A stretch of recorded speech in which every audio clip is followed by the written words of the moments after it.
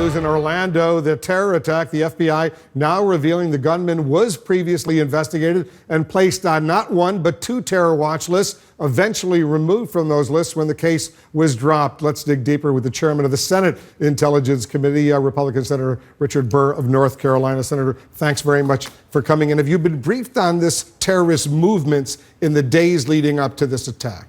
Not on the days leading up. I mean, listen, you and I have talked before that there were many places in the United States that were targets. This is not the first time the city of Orlando has come up, but there are many more places around the world, especially Europe, and this is the new norm.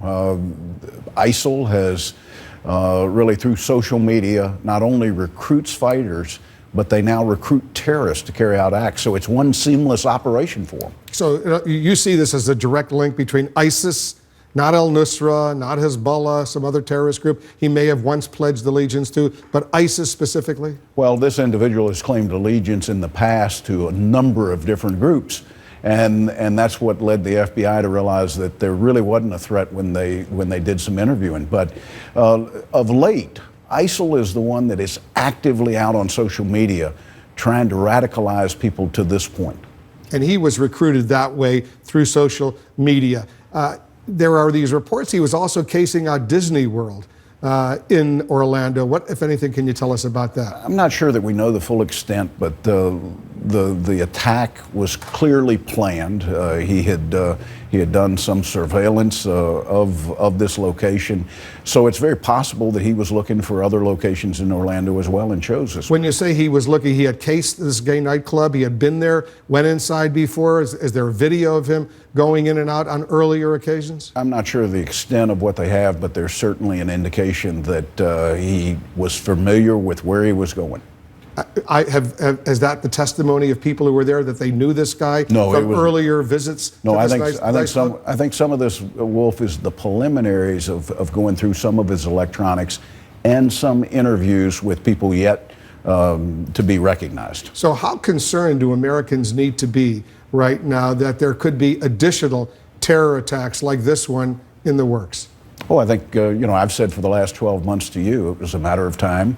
We never know from the cities that we have specific threats in, whether there's an individual or a cell that's there. The clear thing is there is intent and capability. And as long as you have intent and capability and you have no strategic change on the part of the United States to go overseas and to take on ISIL and to eliminate this safe haven, to put out these social media blitzes that they do, we now have ISIL in 17 different countries. They're no longer Syria and Iraq. And now we have to spread our defensive mechanism out in a much larger geographical footprint. What have you learned about his two visits to Saudi Arabia? It seems that both of them were it was to Mecca. It was a pilgrimage that maybe over time we'll find a connection. But this seems like an individual that over the last several years became radicalized. What about the United Arab Emirates? I take it he was there as well. I have no information on the UAE. That he went there and he went twice to Saudi Arabia. Did the FBI drop the ball? No. Why do you say that? I say it because these are very seasoned interviewers, and they went with the information that was shared by his co-workers. And over a 9-month period, they asked a lot of questions. The FBI is not going to let somebody go that they've got concern with. And let me say this, that anybody that's interviewed, anybody that goes through this process is automatically on the watch list. Well, it wasn't enough on a watch list to prevent him from buying an AR-15 semi-assault weapon that killed a lot of people. You're exactly right. He was a U.S. citizen, and he hadn't been accused of any crime. One of the responsibilities we have is to make sure that individuals in this country have their rights and that they're not taken away. Now, that's a debate we may have as to whether there's a new threshold. But this was an individual that was interviewed over 9 months by the FBI. And one day he was a Sunni and the next day he was a Shia. He wanted to go and buy body armor as well. More sophisticated, tougher body armor than police usually have. Shouldn't that have raised some alarm bells? Well, I'm not sure that anybody really knew that at the time. But the store where he wanted to buy it, they didn't sell it to him, but they discovered that he wanted to buy that kind of body armor. Is there some procedure that should be in place that the store should notify local authorities, hey, some guy wanted to really buy some pretty advanced body armor? Listen, Director Comey said today, if you see something, say something.